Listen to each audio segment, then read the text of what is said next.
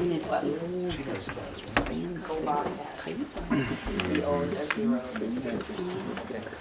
I'm talking first. Sorry, I was in the middle of talking when we decided to take a recess. You go. Sorry, I'm sorry. All right, thank you. Okay, great. So we're returning from our recess at, I don't know if I have to say this, at 7:17. So here we are. We're back in session. We are discussing Article 8, the Board of Directors composition. If you remember at the last meeting, we had a motion that passed about the number of board members and how those members would be voted. So Andrew and I worked on the article language for this. I want to say, since I worked on it, that I want to introduce it really briefly, that my initial reaction was, wow, this thing is really complicated, and does it really have to be this complicated? And I think that the short answer is yes, it does have to be that complicated to make sure that the math always works if you have changes in the population. I played with it and I tested it, and if we had changes in the population, if you didn't have the different ways that it's been written out, that you would end up calculating a different number of board members. So I know that this committee has expressed their lack of interest in having really complicated legal language, so I'm sorry that that's what we came back with on Article 8, but that's what it is. And just for your information, I did keep the generic language where we were considering new language so that you could reference that. So, Mike, you had your hand up. That's right. I just had a process comment in general. I just want to say out loud, as I was stepping out of the room, to ask us all to take a deep breath. It feels, maybe it's just me, but it feels like there's more tension or frustration in this room than is warranted. And we all feel passionately about things, but that's okay. And so I just wanted to say it out loud, recognize it, and we'll get through this, and it'll be okay. Great, thanks, Mike. You're going to have a little, you can feel happy. Well, we can do that on your own, but Okay. take a deep breath. Breathing's important. Don't forget to breathe. Excellent, thank you, Mike. So Article 8, Board of Directors composition. Any discussion or motions of the language? Ed? Who moves the article as written by Jen and Andrew and presented in the notes? Great, thank you, Ed. Is there a second? Second. Second by Allison. Any discussion? Herb? Yeah, I agree that this language reflects what the committee voted on last time. So I'll be voting against it for the reasons I expressed last time. Great. I'm not happy with the at-large for everybody, and I think there are too many directors. But the language looks fine. Well, the language Accomplished includes those things that were discussed last The language time. expresses what the passed last committee approved last time. Okay, thank you. Nancy? So, I have done some thinking about this too, and I think I am quite in favor of 7 people in the proportions we've talked about, not elected at large, but elected by their towns, and then an additional 4 at-large members. But that isn't what we decided, or at least conceptually decided last time. And I think Mike expressed it quite well at our last meeting about why we might want to make sure that towns feel they have townspeople to vote for in this change of governance, in addition to the at-large members. So I'll be voting against it, even though I think the language expresses what the group was kind of leaning toward last time. So I saw a few confused faces, so I just want to clarify that what we had decided at the last meeting was that we would have 7 board members who were allocated to the towns, so proportionally representing the towns, and 4 directors who would be at large, and all of those would be elected by all of the voters of all of the towns. Right? So that's what happened at the last meeting. For a total of 11, For right? a total of 11. Okay. Yep. Steve? So I would like to amend this language to reflect both Mike and Nancy's objections, at least partially so that we could get a sense of the board, sense of the committee. So my amendment would be that nominees for the position of school director at large will be elected by a vote of the unified district electorate. Nominees for the position of school director, proportional school director, shall be voted on by their individual towns. Second. So, was that a motion? That was It was a a- motion of an amendment? Right, Yeah. right, I'm proposing an amendment, Okay, a motion to amend. seconded by Herb. And I'm not sure that there's a lot of discussion that needs to happen. I was interested at our last meeting, what our sense was, whether we wanted to have these individual, if you will, town positions voted by the town. And the at-large positions voted by the entire district. Andrew? Just want to draw your attention to the chart that came from the Agency of Education that I believe was on last month's packet. Under the hybrid model, which is what we're discussing here, having both at-large and proportional, under election of members, it says all voters in the district, so in this case we're talking about the Unified Union, all voters in the district vote on the slate of candidates for each town's apportioned seats. While I see that there's certainly some value to looking at your perspective, I do not believe that that would pass legal muster to try and have the apportion voted by town and the at-large voted at large, given the information that we have from the agency. Interesting. Rebecca? Why? Yeah. So, Because that's what it says. No, I mean, I know that that's what they wrote in it, but is Yeah. there any reasoning about why that language was included as opposed to why the other language would be included? Because it wouldn't be an equal protection clause argument if they denied it? Is that what you're thinking? Or what is the purpose behind it? For saying that you think that it would only be legal that way? I'm just curious. I don't remember the legal reasoning in the training, but when we went through the various models, that was presented as an absolute in terms of how this could be done. We can Oh, in cer- your training? Yeah. Okay. I would be interested to understand that before we voted, Jen, because personally, I think a lot of our towns might like the idea of keeping that little niche about being able to vote for their little, I mean, we only have one in Lincoln. Voting for that one person and then letting the at-large vote for the at-large. But if there's actually a legal reason that they've trained on, then I don't need to object to it if it's just not going to legally be sufficient. Andy looks like he might have another update on the statute. I would suggest that Vermont Statutes Online allows for what you've just suggested, that it allows for precisely that sort of a thing. In Steers, fact, Andy. I would argue that this says you will do it this way, once you've decided how you're gonna make your board up. This is the election of directors. What's the section? Title, What title is Section. 16, Title 16, Chapter 11, Subchapter 4, Paragraph 706E. 706E. Yeah. Thank you. Andy, right on it. 706E, okay.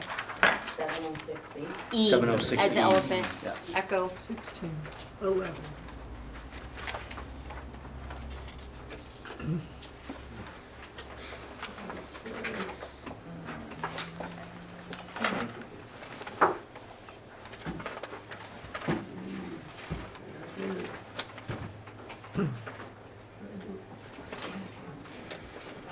Herb? I'm sorry. Ed? Ed? If this is correct, and I assume it is, then I'd say the friendly amendment should be passed. Can I see, I can't tell what that is versus this is.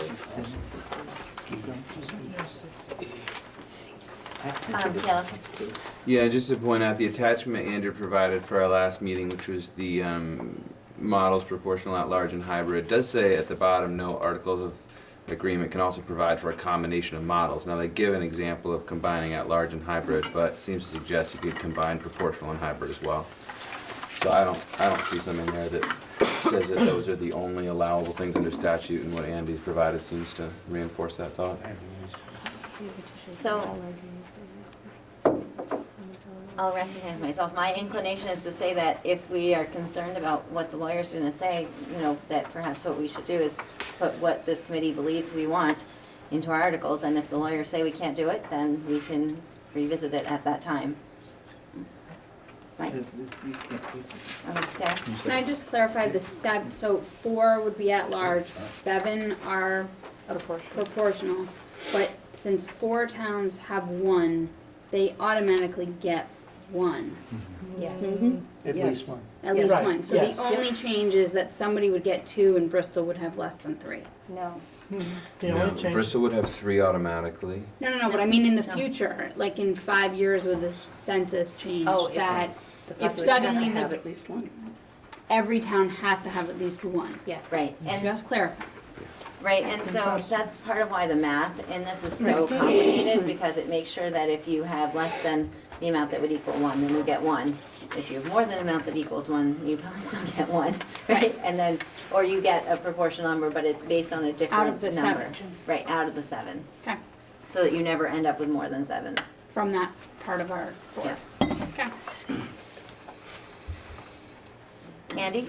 Yeah, simply that it, and in your formula, the statutes also offer up a formula if you cared to go, you know, that was an issue. It says lacking some formula, go ahead and use this one if you lack your own formula. So I'm just, there is one in the statutes as well. Great, and I believe Andrew had pulled this from another district that was using similar language, or looking at 2 other districts. Great.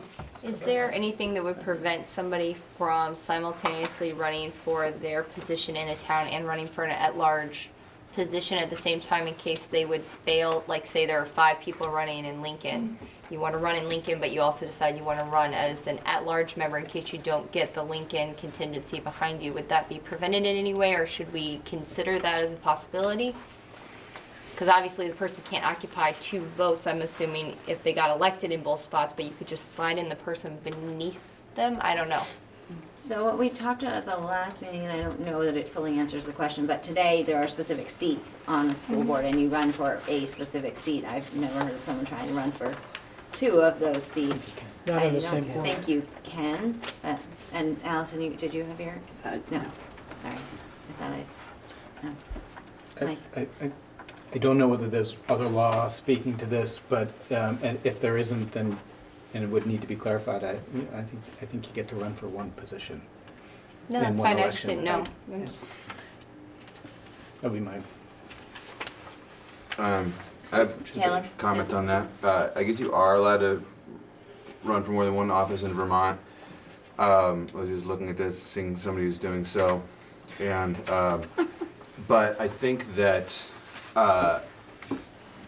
it would only be an issue in early terms where there's 2 concurrent terms. I think eventually you wouldn't really be able to do that. We could make a rule that you can't, but I think under like general Vermont law, at least in primaries, it's not. But I think even in general, that there's no real rule against it. So it is something we might want to speak to. Who has that page of the Vermont statutes? Because give I it back. don't. Can someone look at that? Because I know it had all that language that we had looked at about what you have to do to get on the ballot, and I wonder if it might say something. Can you give it like to Andrew to read through that? On the same board. On the same board.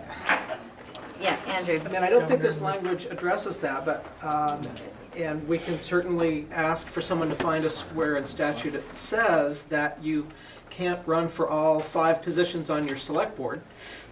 Not the same thing, but like if somebody, if you want to be on the school board and you're not sure if you'll make the Lincoln position, in theory, another option would be an at-large position. I think you have to pick which one you're going to run for. Okay. Andrew, so could we ask you to investigate that question for us? And it seems to me it would be the same as whatever's under current law. I believe that that doesn't need to prevent us from moving forward on this. It's just that if we get some sort of clarification that like you would actually be allowed to run for 2 seats on the same board at the same time, which seems like that shouldn't be allowed to happen anyway. If for some reason that is allowed to happen, then we could add something into this article. So that's my thought. Steve? Madam Chair, I was just going to ask if we could kind of put the amendment that I think got seconded to rest, you know.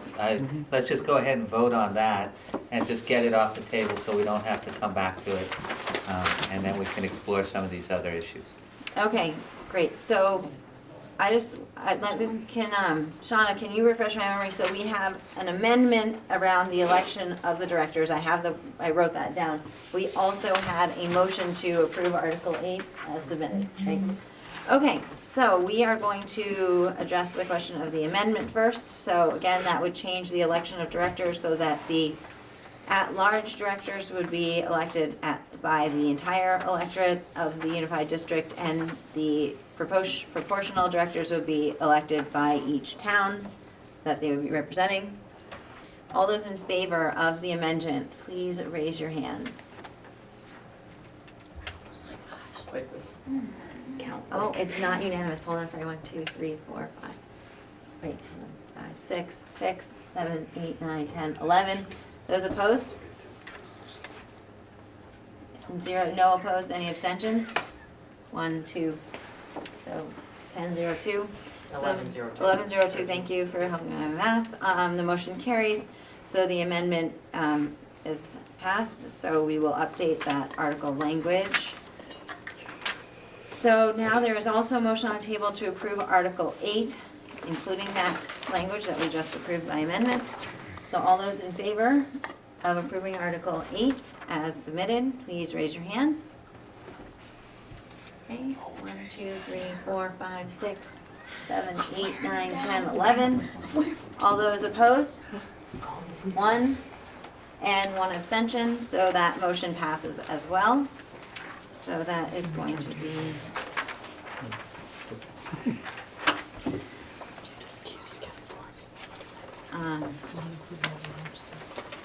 okay, great. And I'm gonna just make a note as well that we are going to hear back on whether people can run for more than 1 seat on the same board.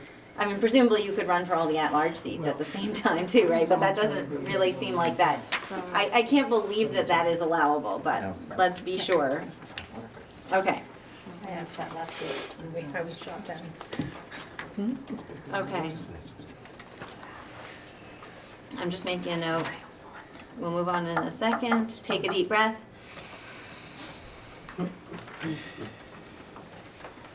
Okay, excellent. So, Article 9 comes immediately after Article 8, in case you were wondering.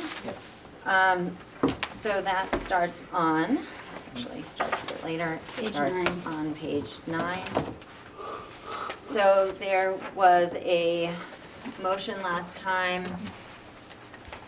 I would have to look. Anyhow, what we agreed last time, I don't remember if it was exactly by motion or not, was that we wanted the language to be more clear because it was sort of unnecessarily confusing about the plus and the minus of the months and what all that meant anyway.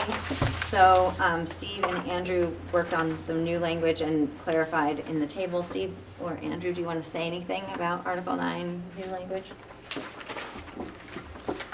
I'll just say that we borrowed some language from other articles that were approved, and Steve put together the table spreading out the election of officers reasonably evenly among the towns and the at-large.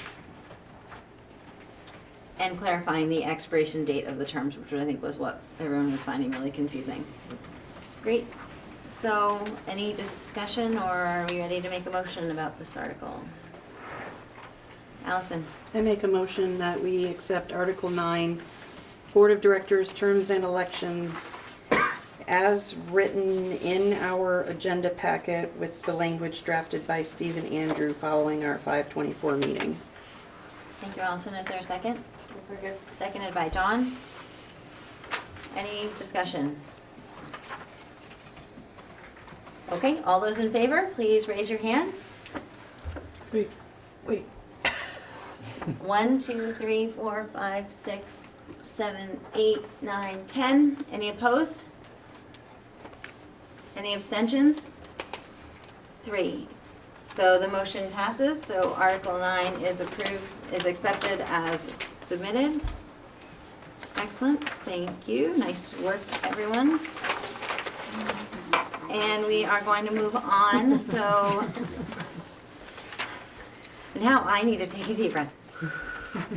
That's like 3 in a row. Move a little too fast for you? I am not. Just calm down, Jen. Not complaining. This is excellent. So, what I would like to propose, we have on our list of standard articles, we need to come back to Article 13 about how we're going to vote on the budget. What I would love to do, though, is if it's okay with you guys, I'd like to move to Article 14 where we had some language that was submitted, because my hope is that since we had already talked about our intentions there, this is just a matter of looking at this language. So I'm just going to move to Article 14. I know Elin was not able to be here tonight, but she worked with Andrew to draft the language as we had discussed. I think we discussed this one fairly explicitly last time. I don't think there was a whole lot of wordsmithing that was required, but you can see that in your packet. So, Article 14, what's your pleasure?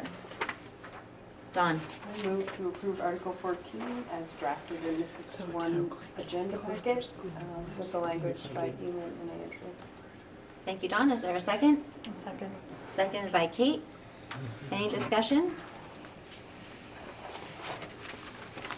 Excellent. I just, I'm just wanting to make sure we all understand, and certainly that I understand. In this language, if a town wanted to close its school and the electorate voted to do it, they would not be able to unless the Unified Union Board had voted to approve that closure. Is I that- would say that I believe the discussion that we had last meeting was that we felt that the board and the town would need to be part of that decision, yes. And Would there need to isn't approve anything that in this decision. language that says one has to happen before the other, but, and we didn't intend that anyway. I believe that's true. Okay. Any further discussion? Okay, all those in favor, please raise your hands. Of approving Article 14 as submitted in the packet. 1, 2, 3, 4, 5, 6, 7, 8, 9, 10, 11, 12. Excellent. So 12 in favor. Any opposed? There's no one left to be opposed. It's unanimous. All right. Excellent, everyone. Thank you. So, returning then to Article 13, Australian ballot voting. So we had some great discussion about this at the last meeting, and we didn't resolve anything, so we get to discuss it again. So, my phrase of the night, what's your pleasure? Channeling Ken, that's what he says, right? Yeah.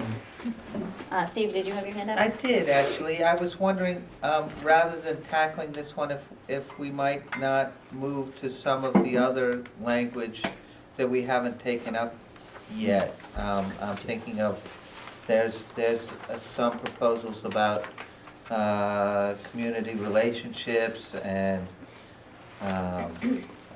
education quality and equity. I'm reading from not this packet, but our previous packet, when there was some question about elementary school councils and whatnot. So I believe that is in this packet, it's just following. Okay. I hope anyway. Yeah. No, it's It fine. seems to be in my copy of the packet, so I'm very hopeful. Good. Okay, sorry, I just didn't want that to have been omitted. So that's a suggestion.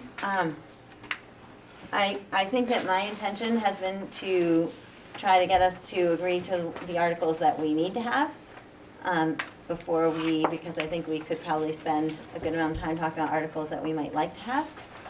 We'll need to discuss all of them or all the things that we as a committee decide we need to discuss.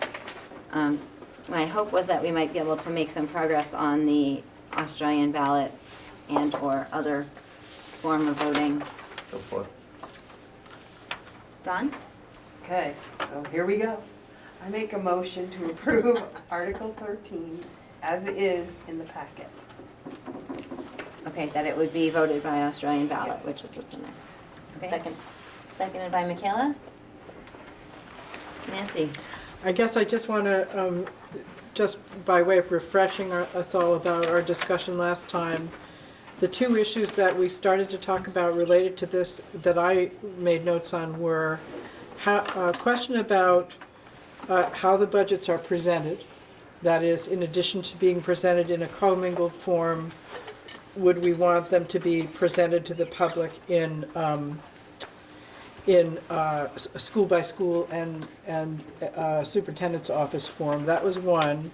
Another one was the question of whether we should try to hold a five-town meeting and not vote by Australian ballot. And I think then a related question was, and there was some question about whether it belonged here, was what role a school council might play in budgeting for the school. Kate? I just want to comment that I am all for public forums informing our voters of the budget and opportunity for discussion. I also want to say that in Middlebury, it used to be a meeting in April, and about 30 people showed up and voted for a $6 million budget. That's all I want to say. Thank you, Kate. Michaela, did you have a comment?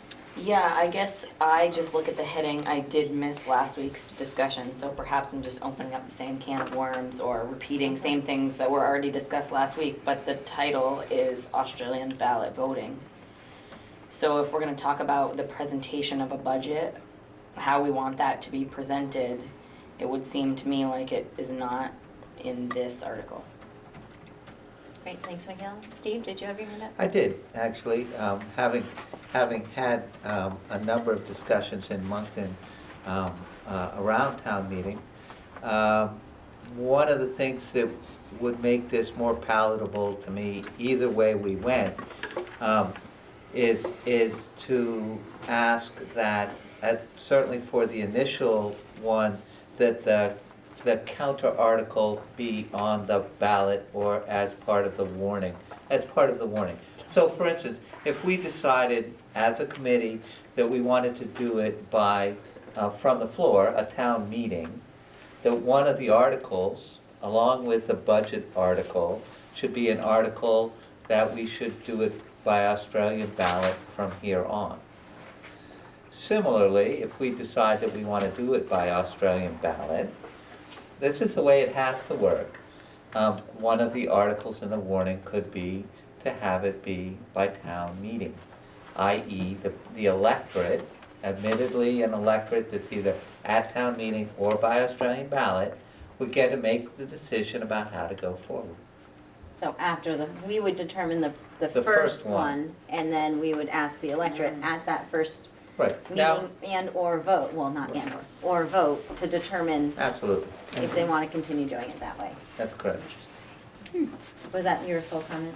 I didn't mean to cut you off. I'll just say that there's a sort of momentum or inertia that exists, and I recognize that people who come to town meeting tend to want to stay with town meeting, and people who do Australian ballot tend to want to stay Australian ballot. So I understand that it's not exactly a fair comparison, but. Okay. Ed? I agree with the article as written reluctantly. In the ideal, I have always felt that we have a precious body in town meeting. It's been steadily eroded. I think the loosening of the rules around absentee ballots has really loosened it to the point where it's hard to get any kind of numbers to a town meeting. That said, it still means that the more of the electorate are inclined to vote. So it's tough, but that's the reality of it in this day and age. On the nature of the budget, it does mention specifically to vote on the budget. So to ask that the budget be presented both in the aggregate and town-specific and called out that way, I think is a fair and easy thing for the business office to do. What are you suggesting, Ed? I'm not sure I understood. Australia law. So you're suggesting Australian ballot, and it sounded to me like you were expressing some agreement with what Nancy Yep. suggested about how the budget should be presented. Yeah. Both all together and split out by school. I'm gonna come to this side of the table because I've been looking the other way. Have any hands over on this side of the table? We have Andrew. Yep, I just wanted to say that the other issues you folks are discussing are important and those should be discussed, but I think this article is simply needing to say if you're going to vote for the floor or by ballot, and I think that that decision can be made and then we can move on to talk about budget presentation and other questions. Mike? I echo the comments about the value of town meeting and the importance of that kind of direct democracy. I think it is the very best and hard. But we voted on it last time, and it failed. And didn't we? No. I made a motion there. I think that No, I think we did have I made one a- or I had a more motion motions on this with article the that were all, revised. did not pass. I made a motion to do it by meeting, and it Yeah, failed. and that failed, but then the vote to do it by Australian ballot failed too, That's right. if I recall. There is a motion on the Nothing floor. gained So the two-thirds I majority will just say requirement. out loud that if I'm not going to make a motion, but I'll just sort of poke Steve in the side. If Steve's concept of starting with a town meeting at which there would be a vote as to whether it should stay at town meeting, if I had a sense that I thought that was going to prevail, I would favor it. But I'm not making a motion. Okay, so we do have a motion on the table, although we have recently learned that we can make an amendment to the motion that's on the table. Michaela, did you have your hand up? Yeah, I just want to clarify. Towns that vote by Australian ballot still have a town meeting. So it's not town meeting or no town meeting. It's Australian ballot or on the floor. So I just want to clarify that we all know what we're voting for. And I think that Steve's motion was not to have a town meeting or Australian ballot. It was that we make a decision now whether or not we vote on the floor or by Australian ballot to start. And then there's some sort of caveat in there that allows the electorate in that first election cycle or first voting cycle to vote on how they wish to pursue in the future, pursue that in the future. Does that capture that? It does, but I don't believe I offered an amendment. It was a suggestion, and just to see if there was a consensus. I mean, at the moment, there is simply the motion on the floor to vote by Australian ballot. It's the only thing that's on the floor. Jen, Sarah, Amanda. I'm out. No, I was just gonna say what Michaela said. Okay, And Caleb, do you have your hand up? I do not, No, nope. you're just trying to I'll raise just it. respond. What? Sorry, Nancy has her hand up. Yeah, I just want to say that I think one of the most important purposes of our schools is to teach kids to be active citizens in a democracy. And as Ed has expressed, we have the opportunity to have a pretty pure form of civic discourse where people disagree and come to agreement in the end, come to a decision in the end.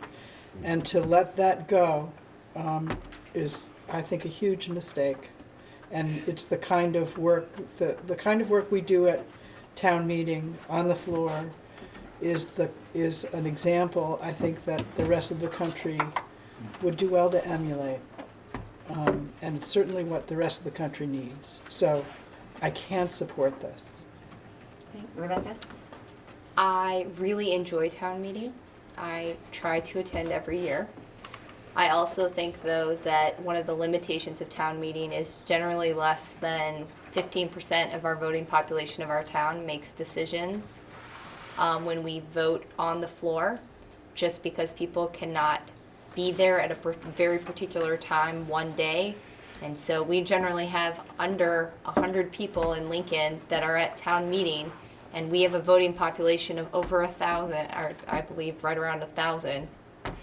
To me, that's a little scary not to at least consider that maybe more people would actually vote and use their right to participate in government by providing their input if they had the opportunity to do it in a ballot situation where they can go from the hours of 8 a.m. to 5 p.m. and actually get it on a ballot where they can write it in. That being said, it's fun to watch the town meeting. And I think there's one other clarification that Michaela was pointing out, that we're not deciding whether or not there will be a town meeting. Yep. But if there was to be a town meeting of this new unified union school district, it would be not your local town meeting. It would be one central unified union school district Right. meeting for all of the people from all of the towns who not only had the time to go, but had the time to go to Bristol, presumably, or that, in addition to going to their other town meetings, right? So I want to make sure we have a clear picture of what we're talking about. So, Mike, you were waiting, and then I'll go down to... Maybe I'll stop myself. We plowed this ground before, and for me, the value of the face-to-face meeting outweighs. I understand the dynamics of who shows up for Australian ballot and how many show up. By the way, a higher proportion show up in Lincoln than any of the other towns, FYI. But I'm aware. For me, the balance still falls with respect, even with respect to the numbers that would show up for the value of town meeting. But I think we've plowed this ground. So. Well, I would agree, and yet we haven't come to an agreement about what to do with this article. So true. I would welcome people to make comments that could help us move towards reaching agreement on what to do with Article 13. So I'm going to go down the line, Michaela. Yeah, so towns that currently vote by Australian ballot still have school meetings. They still can go to the meetings and have these conversations and still vote by Australian ballot. So I feel like the conversation is alluding to the fact that it's one or the other. You can either have discussion or you can vote by Australian ballot, and that feels like a bit of a stretch to me. So I just want to clarify that you can have both, and some towns do that and have really healthy conversations at their school district meetings and then vote by Australian ballot. It doesn't feel like it has to be you either participate in democracy or you vote by Australian ballot. You can have both of them, and many towns do very successfully. Great. Herb? I'd like to offer a motion to amend, to express what Steve started out. And I'll do my best to get the language specific. It would be the new union school district, unified union school shall vote on the annual school budget, district budget, and public questions by Australian ballot, comma, unless the district electorate at the next succeeding annual meeting votes to, no?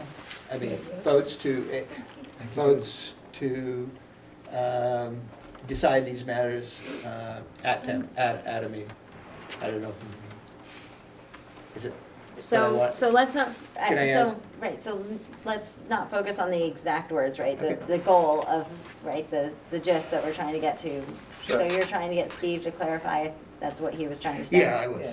Yeah, no, we'll set it up that way and see how it goes. And so the amendment, I think, rightly said, would be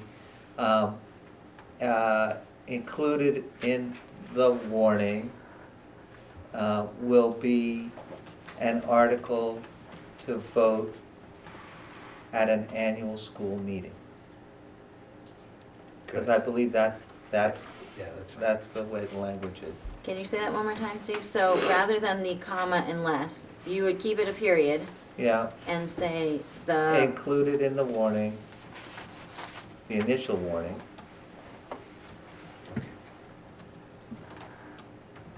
would be an article to vote at an annual town meeting.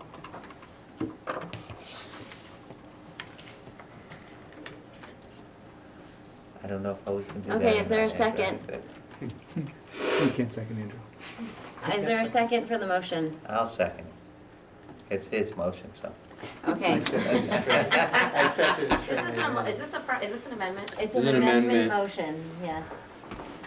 We're getting very procedural tonight. Yeah, and I'm questioning it, but we'll figure it out. It's actually. Okay, Andrew. I think this is a great concept, and I think it'll be interesting to hear what the attorney says about our writing into the articles that we will require a vote that will change something down the line. My thought, though, is that it might be confusing to have on the same ballot voting for a merger and then another question about changing the way that you vote on the budgets. Perhaps a more timely, assuming that this is all practical, a more timely question to do that might be at the subsequent town meeting. To give the new board a chance to say, a year from now, we're going to be presenting a budget. The plan was for us to vote by Australian ballot, but we've been instructed to ask you to vote on whether we should not do it that way and instead have a meeting. Did that make sense? So, Steve, yeah. Yeah, I'm not, I can only speak about Moncton because that's what I know about. Moncton, we have an annual town meeting that's municipal, and we vote the school budget by Australian ballot. I can't, on the municipal side, I don't think that I can really instruct how the school conducts its votes. You know what I mean? They're two separate.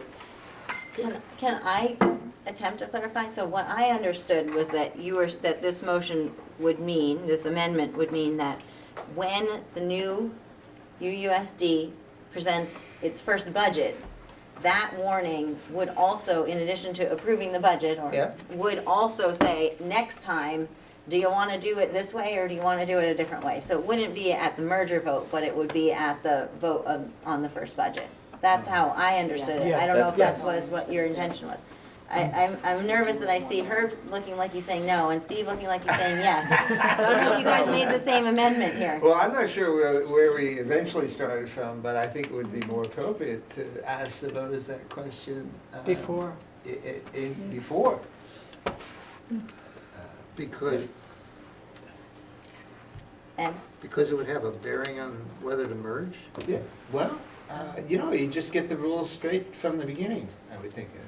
So I want us to be crystal clear what the amendment is indicating. So I think that the wording that you use, the wording that Steve used to say Herb's motion was included in the initial warning would be an article to vote at an annual school meeting. Yeah, and that's, the initial is what I. But I guess I don't know what the initial warning is because these articles are for a new entity that doesn't exist until after it's voted to be merged. Yeah, but the initial, the way I understand the Unified Union School District statute, the initial articles, I mean, there's a statute, Andy, we can pull it out, I'm sure. There's a statute that says, you have these initial warnings. And so what Steve had in mind, what I'd like to propose is that at that first, when we vote upon whether or not to approve the Union District, you decide how you're gonna do it. Okay, so Herb, since this is your motion. I withdraw my second. Can you do that? Can you withdraw a second? You guys are killing me. Hey, Okay, I'm sorry. time out. So here's what we're gonna do. We're gonna vote on the motion, as Herb has clarified it. If you don't like it, vote no. I will. And then we can keep talking about it. Absolutely. Okay? Or maybe we can have a motion that people do like and we could move on. So do you But- want it so- to include the initial warning on the first budget? Do you want that wording in No, there? I believe that the intention of the motion is that it would be voted Right. at the time of On voting for November the initial 7th, merger. whatever it is. Right. The initial warning, okay, for the merger. For the merger. Okay. Whatever, I don't know what we call it, but what we understand is we're saying when people vote yes or no to merge, they vote. Read it though. Do they want to vote? Full motion. So Okay. the amendment motion, Yes. do you have it, Yeah. Shauna? Okay. It would add the following language included in the initial warning for the merger would be an article to vote at an annual school meeting. That doesn't make any Doesn't make sense. sense. To vote Okay, so, my concern. but so, can someone withdraw a second of a motion? No, don't worry I about it, I'll okay. leave my second. Okay, all those Let's in vote. favor of the motion, please raise your hands. We have 1, 2, 3 in favor of the motion. All those opposed? 1, 2, 3, 4, 5, 6, 7, 8, 9. The motion does not carry. So, now what? Now what would you like to do? Well, Michaela? you got the main The motion on motion, the table. so the motion says the new UUSD shall vote on the annual school district budget and public questions by Australian ballot. Yeah. And then we added, So we just voted To down that. the amendment. right, so if we want to say, so the reason why I voted it down is because if we want to say that we're gonna vote, we're gonna ask the electorate how they would like to vote on our budgets, and that vote will happen on November whatever, when we vote on the UUSD. If we wanna say that, that's all we should We say. just voted that down. We just voted it down. But it was a combination of the existing article and We still need to some vote on the added first one. language which contradicted each other. If we wanna say that currently we're going to vote, the new UUSD is going to vote the annual school district budget and public question by Australian ballot the first year, which will include a warning that will make a determination about what how the electorate would like to proceed in subsequent years, that feels like it's different than the sort of combination of what we just heard. So I would like to make a motion Okay. that the new You have a motion UUS. on the table. You can make an amendment to Amendment. the motion to approve Article 13. Yep. Okay, As I written. would like to make an amendment to the motion to approve Article 13, to include the current language stated under Article 13, Well, I think that's It's our, already in there. yeah. and to add that on the same ballot, we shall also include a warning asking the electorate how they would like to approve subsequent budgets. Can you, because I think it's important to be crystal clear, rather than using the term same ballot, can you explicitly At say the, sorry, what at the ballot? same vote, we're As- also going to ask the electorate, At the first budget vote? Yes, Is that the yes. vote that you mean? So can I, yes, go ahead. Or do you mean merger vote? No, At not the No, she merger means vote, budget the vote. first budget vote. And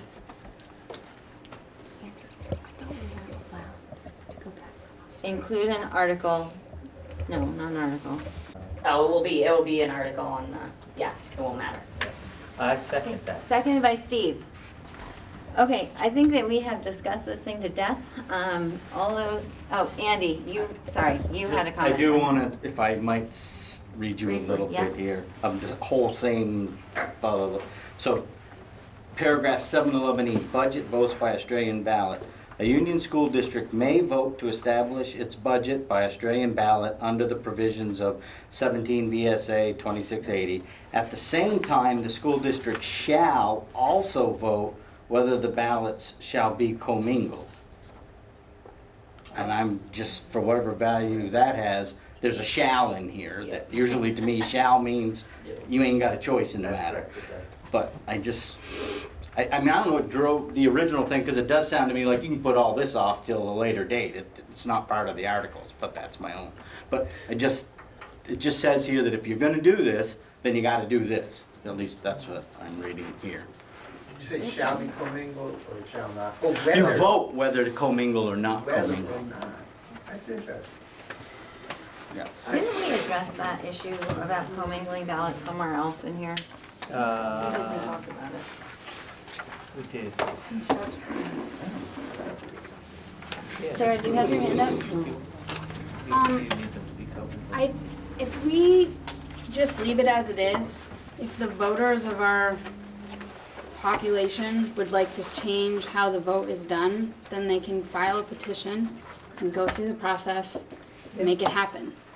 And it's not that hard. Any one of us can do it. It takes, I know because my mother led the 5% thing or whatever to get Middlebury switched out of town meeting. So I just feel like this was a situation where we can just wait.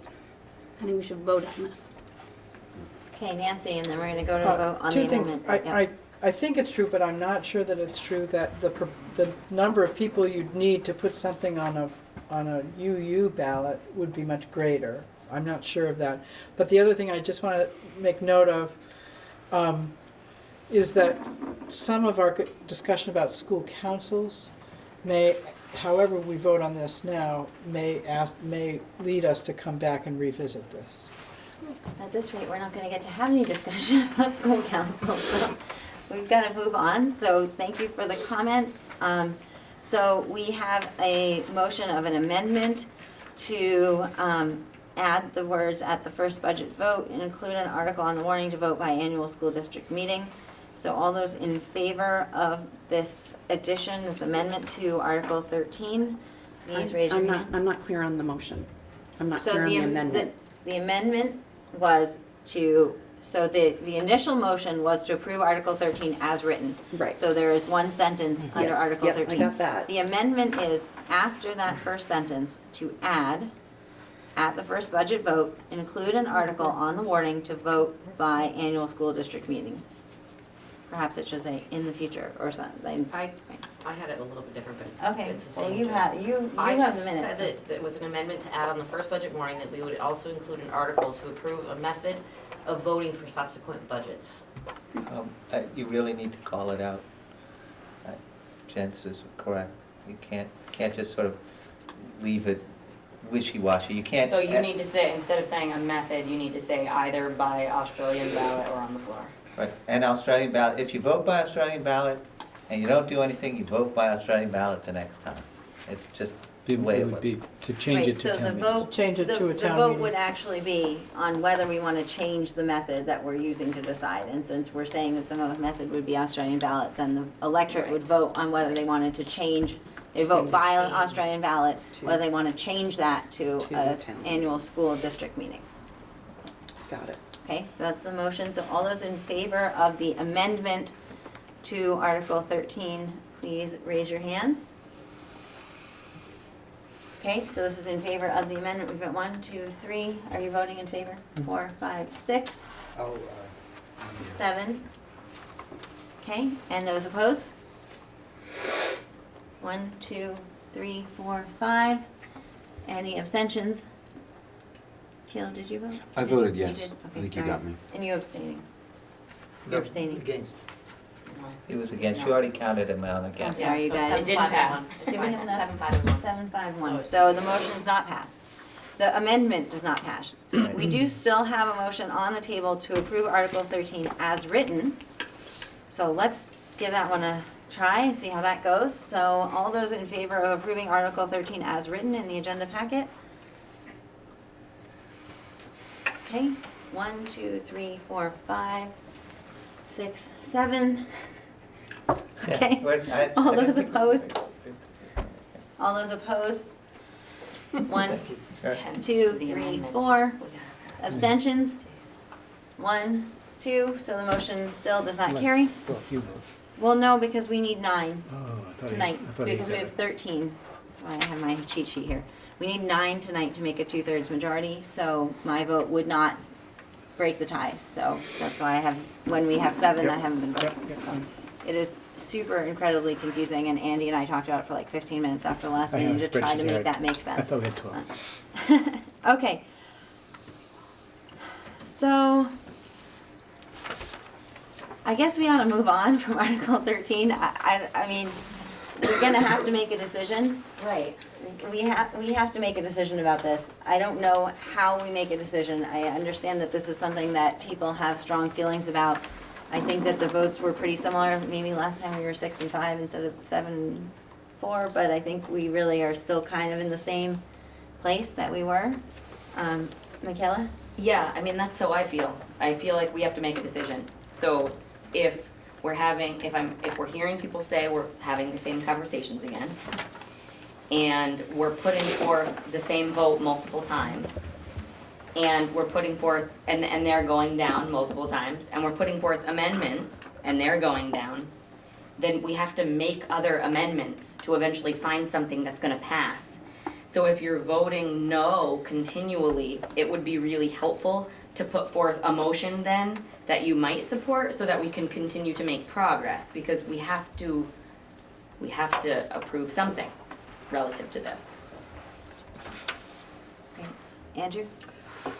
I just want to point out that there's really there's really two choices here, and that this committee clearly does not have a 2/3 majority in favor of either of those. And perhaps not tonight, but perhaps at the next meeting, it might make sense to change the 2/3 rule and go to a simple majority vote for this one item, so that we can move forward. That's just my thought. Interesting. Nancy? I just want to say that I thought that we had a couple of amendments to this that were kind of a compromise. And I'm not sure why they didn't pass, but whereas I voted no on the original motion, I voted yes on both of the possible amendments. So I just think that we have a chance to come to some agreement there, and it would be better to try to do that than to change our rules about voting. So here's what I'd love to do. So I think that it's pretty clear that we're not going to approve something on Article 13 tonight. I think we're pretty much, I think we've had some good discussion about it. I see your hand up. But what I would like to do is I would like to table Article 13 for tonight. I would like to challenge, you guys are giving me the, oh my gosh, don't do it. Okay, I will hold my comments. Rebecca? I abstained because I was looking up about how to petition if we wanted to change from Australian ballot, and I wanted to know the answer first personally.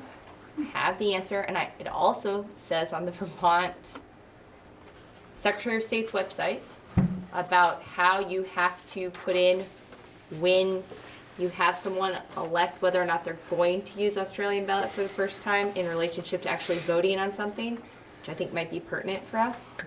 Great, thank But you. it was 5% of, hold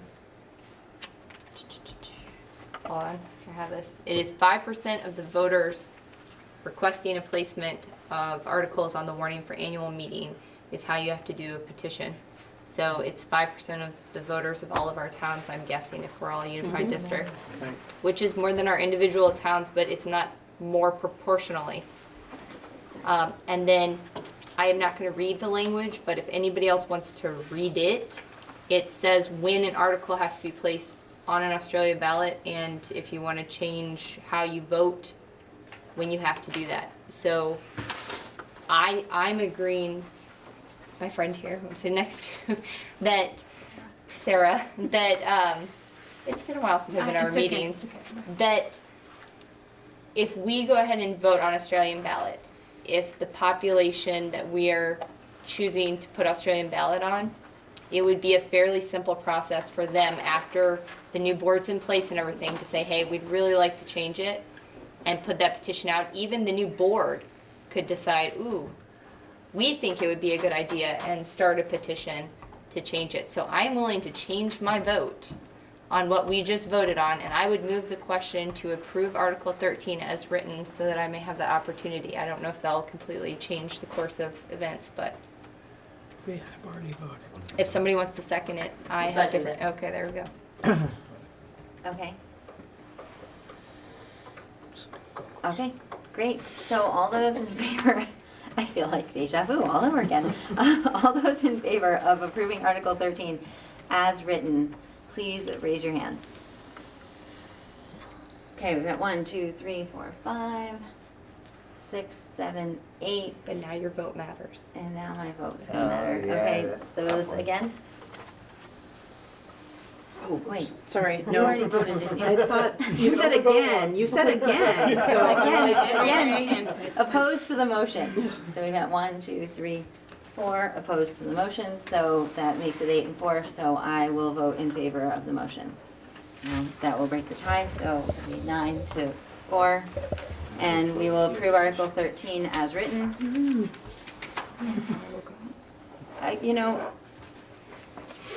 I like us making decisions.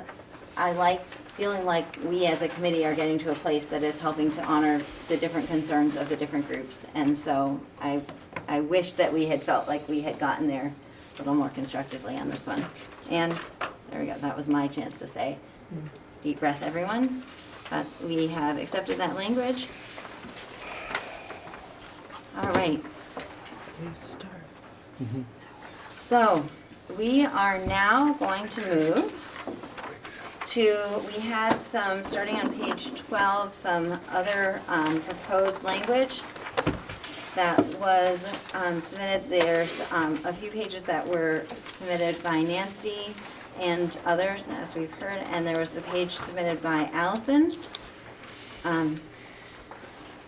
My goal here, and I'm not sure exactly how we want to accomplish this, but my goal is that I would like the committee to be intentional about what things the majority or the 2/3 majority of the committee wants to spend time discussing. Because as we've seen, we can spend a long time discussing each individual article. So I think it's important for the committee to be intentional about what things we want to take up, rather than spending a lot of time discussing possibilities of language for something that people aren't interested in including in the articles at all. So I'm seeing some concerns. Mike, I think you had your hand up first. So procedural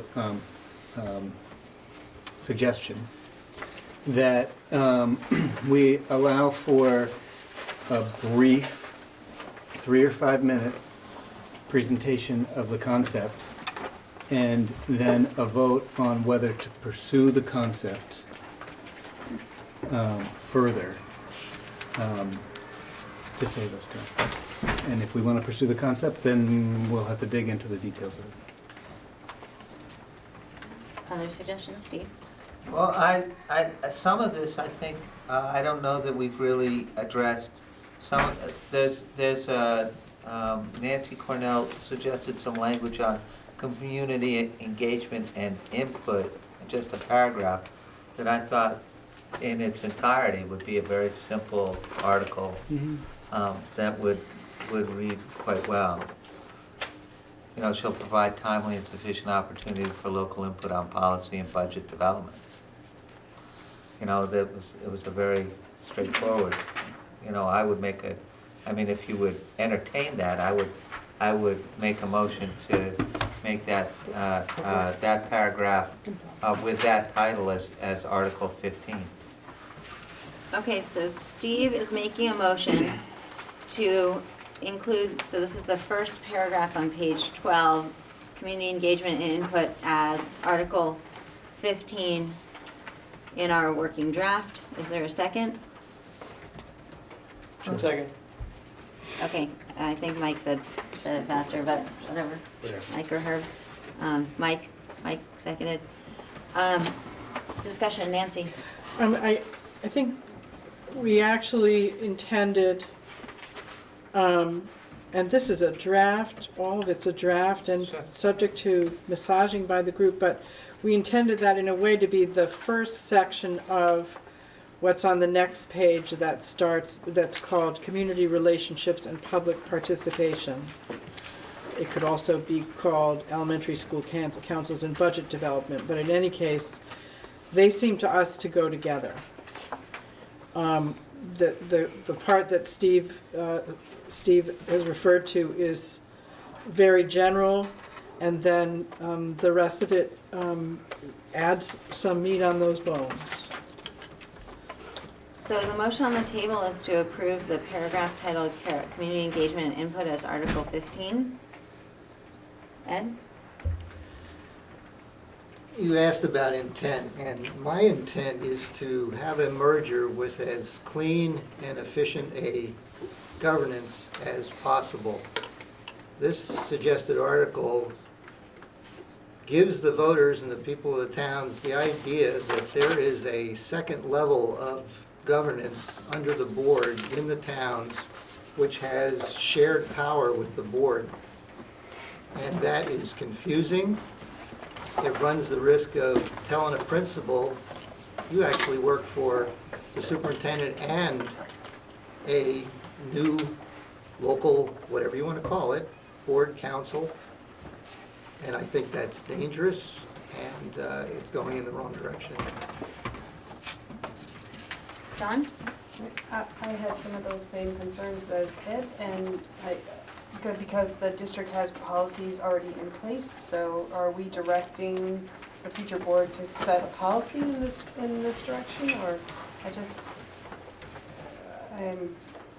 I would vote against this. It's just, I'm unsettled by it. You're voting against what's I the would- motion? So Yes.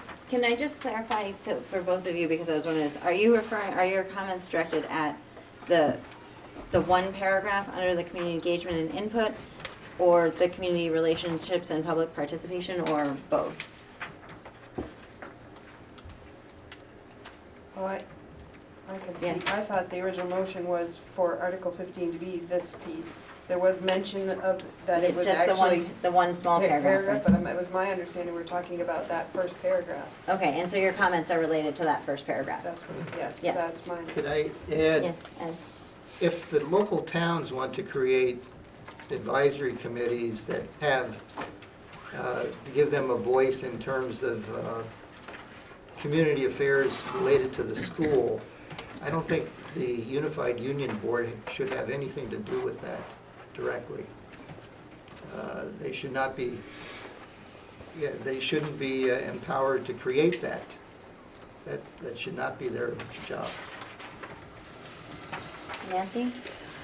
I wonder if before folks talk about all the things they don't like about this, that those of us who spent some time thinking about it and writing about it could be given the 5 minutes that Mike suggested to explain the intent and the concepts behind it.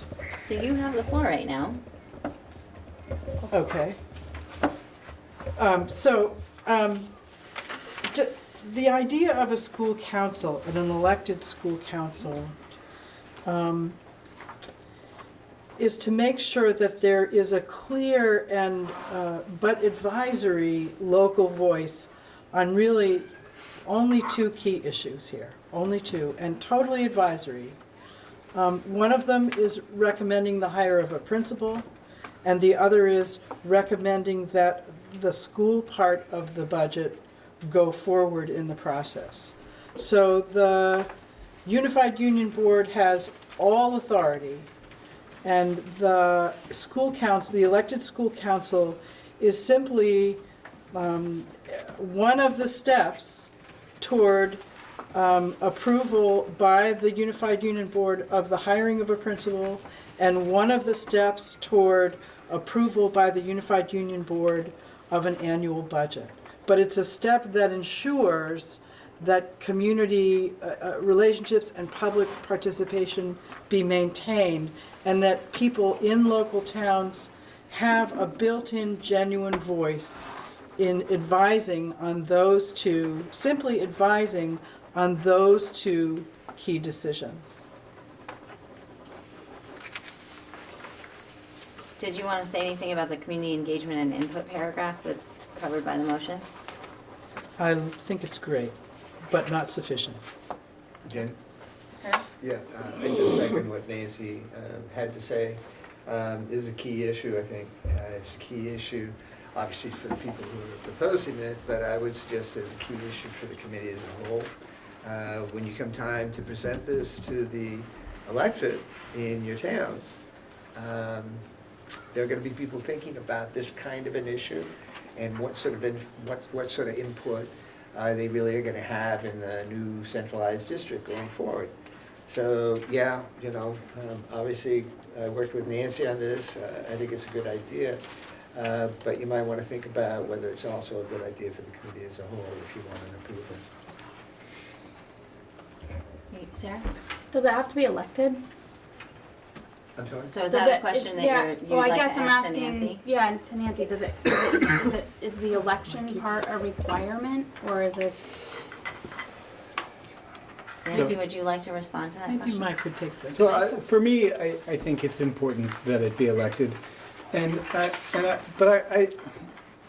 I really think that we build the best schools by having community investment and ownership. And I don't mean financial ownership. I mean people feel like it's their school. And I think the way that you build that link, I think we build the best education possible when the lines between what is the community and what is the school, when those walls come down and when there's true engagement. And our current school structure has its challenges, but we need to change parts of our current structure. But I'm afraid we're losing a key part. Everyone complains about it, but every week, you guys, a set of people get together and think about what's going well and what needs to change and how do we make our schools great. And I'm not saying I care about the Lincoln School more than I care about any other school or a kid in any one school more than any other one. I just think the best schools happen when we have that engagement, and that's why I support it. Great, and I see a few hands. I just want to point out that in the proposed language that Allison had shared, starting on page 15, there's also some suggested language around community relationships. So it makes sense to me that should the committee decide that it wants to include an article about community relationships, that those would all be. Thank you for our time check. That we would want to consider all of that kind of at the same time, much as we did with the closure of schools. Allison, do you want to say anything briefly, knowing that we have a few people with their hands up, but about what you had included for the community relationships in your proposed language? I wanted to provide an opportunity for local participation in their schools.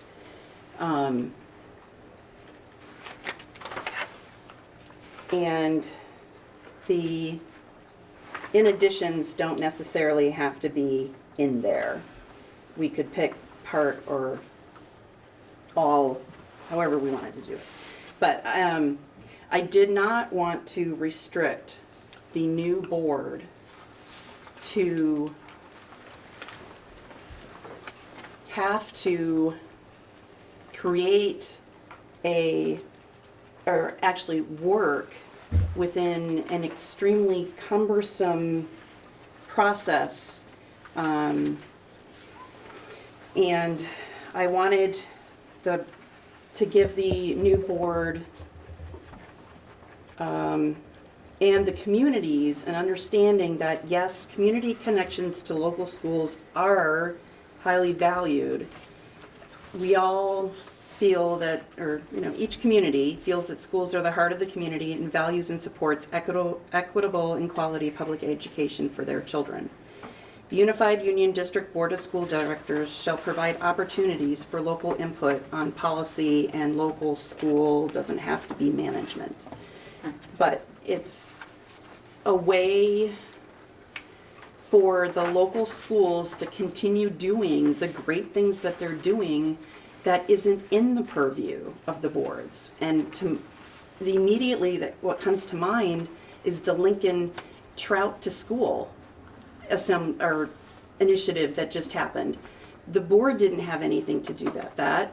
The superintendent didn't have anything to do with that.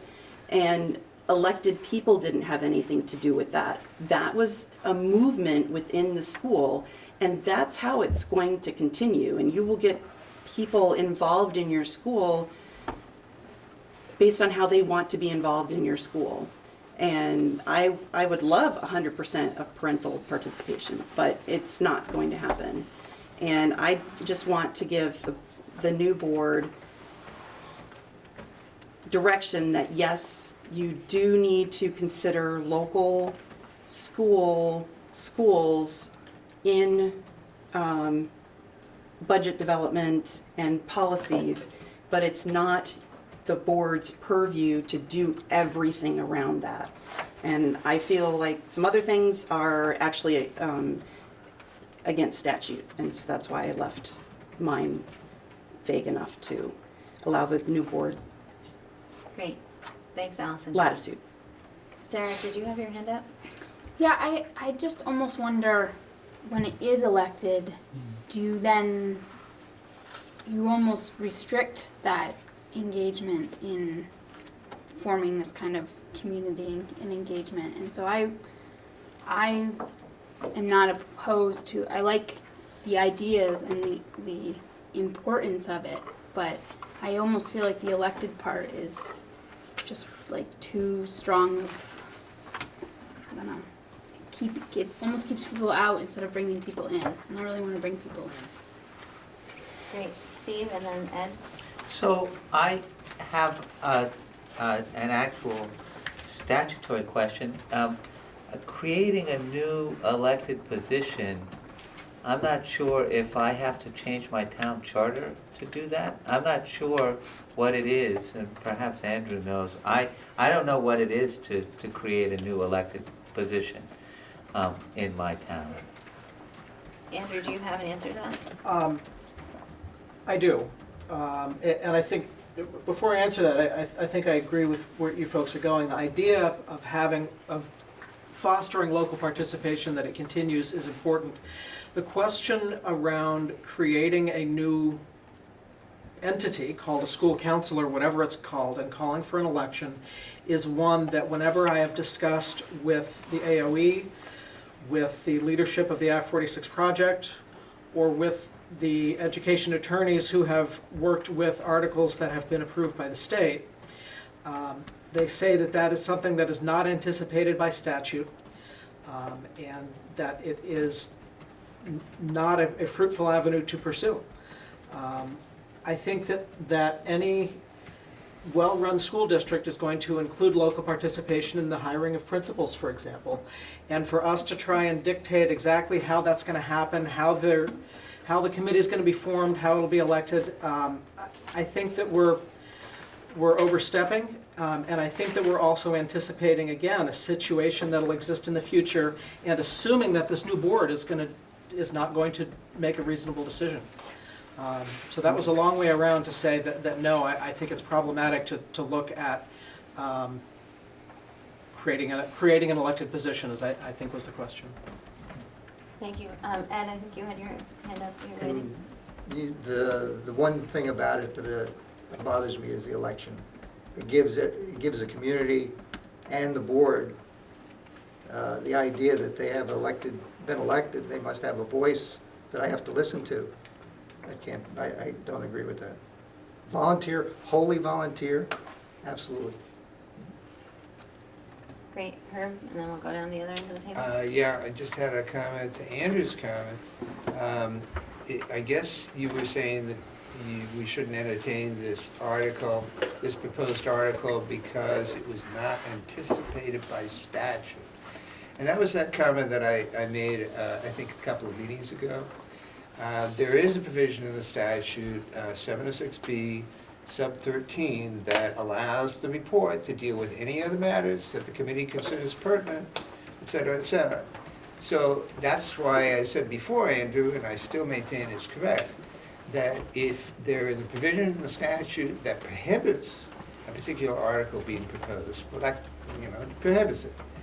But the language of the statute clearly contemplates that the committee may propose other types of articles, and it doesn't have to be cookie cutter out of the statute if they're pertinent and things that the committee think are important. I also had a question for Sarah.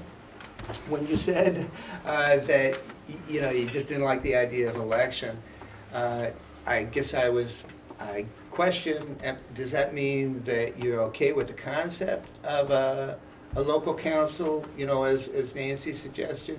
You just don't want them to be elected? Sarah, would you like to respond to that? Sure, I'm completely comfortable with community engagement and responsibility. But I feel like what Ed just said, much nicer, works for me. Okay, so I'm just wondering. So, I want to make sure that we hear from a few other folks. We're running towards the end of our long meeting tonight. Okay, Kate? I didn't finish my question. Go ahead. Maybe I can address what Herb's question is.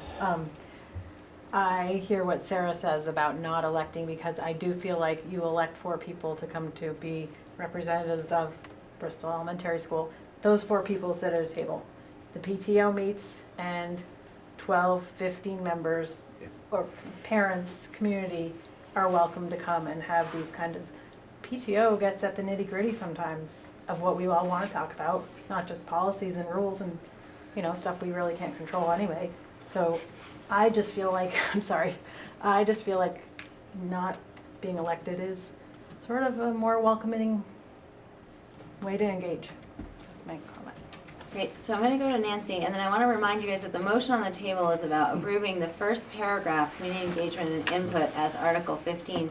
Although I do think that this committee is going to have to make a determination about this question of local councils and to what extent we wanna include something about that or not include something about that in our articles. Nancy?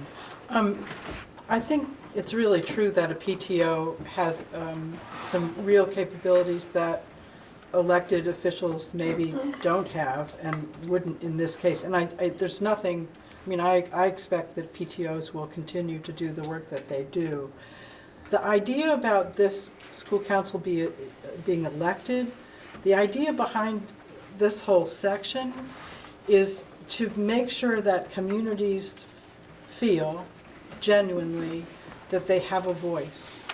And it's if people are just appointed, then only a few people are doing the appointments of people to a school council. But the idea of them being elected is that the town is saying, yes, we want you to do these 2 important jobs, and only these jobs, in an advisory capacity to the Unified Union Board. And by the way, the Unified Union Board can, with a supermajority, override what you recommend. So so the election part is about having the most people possible genuinely have a voice. Great, Allison? So I'm asking a clarifying question. Are we voting Article 15, community engagement and input, as only that first paragraph? Or are we, as Steve made a motion on, or are we actually voting on all of that? Community engagement, relationships, budgeting, So it's hiring. my understanding that Steve's motion was about the 1 paragraph underneath community engagement and input. Steve, is that your motion? Also, to clarify, it would, if we vote in the affirmative on this, it wouldn't preclude adding to that article. Is that correct? I think at this point, the motion is to take that language and to make it Article 15. But it wouldn't preclude doing what I just described, would it? I think you all can do whatever the heck you want by motion, right? I mean, Okay. If you want to amend it, amend it. so there's a motion on the floor. It's 8:40, so we're going to move to voting on the motion. So the motion is to approve the community engagement and input 1 paragraph as Article 15 of the articles, the working draft. All those in favor, please raise your hands. Okay, so we have 4 in favor. All those opposed? 1, 2, 3, 4, 5, 6, and abstentions? Okay, wait, you voted yes, didn't you? I was raising my You hand. can't abstain if you already voted yes. Okay. And we You have had a a new change. number, we Yeah, have okay. 12 people, which means we need 8 for a majority, which we still only had 6 in any one of the things. So the motion does not pass. Okay, Mike? Can I just try and, in the interest of facilitating us moving on, Mhm. I think we've discussed the idea of elected local councils quite a bit. So I move that we, how do I do this? I move that we have continued conversation about elected councils, local councils. Second. Okay, so Mike's motion is to have continued conversation about elected local councils, and seconded by Herb. I just think we could probably get it off the table with a quick vote. Right, I guess, so, I guess we can vote it and we can talk about it after. I'm just curious, so if the motion doesn't pass, does that mean that we don't have Yeah. continued discussion about elected local councils? Okay. That's my intent. Okay, so, the motion is to have continued conversations about elected local councils. All those in favor of the motion, please raise your hand. 1, 2, 3. All those opposed, please raise your hand. I'm shocked. 1, 2, 3, 4, 5, 6, 7. Mine was- Wait, 7. So we had 7, and Kate, you're abstaining? Does that add up to the right number? Yes, there's So- 12.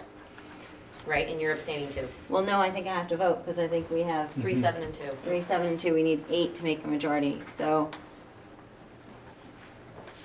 Hold on, okay, so I'm gonna vote, You don't need to have a majority to fail it, you just need a, Right, you need a you just majority needed to a pass it. majority to pass it. okay, so I You don't don't have you to don't need to pass. vote. It doesn't Enough. pass. So- It's okay, Jen, it's all right. Okay. Deep breath. Can you imagine if we had weighted voting? We'd have a spreadsheet, we'd be done. You would have to have a spreadsheet all the time You'd to have figure have out a what was scorekeeper happening. Need to hire currently somebody to assigned. take care of that. Right. Okay, so because that motion did not pass, Take that off the table. we will no longer have discussions about elected local councils. That's not something we need to continue discussing. So, I am feeling a little bit conflicted at this point because my goal was to get through all this article stuff tonight. It is 8:43 or so. I'm gonna come to you in a second, let me just say what I'm saying. So we have to talk about a few things that are not articles, that are on our agenda. So we need to save at least 15 or 20 minutes before everyone is going to turn into a pumpkin and leave. And I'm cognizant of the fact that we started at 5:30 instead of 6:30 tonight, so 9 is already a long meeting. And we haven't gotten done what we need done, so I'm putting that out there. Allison, you had a comment you wanted to make? Or something?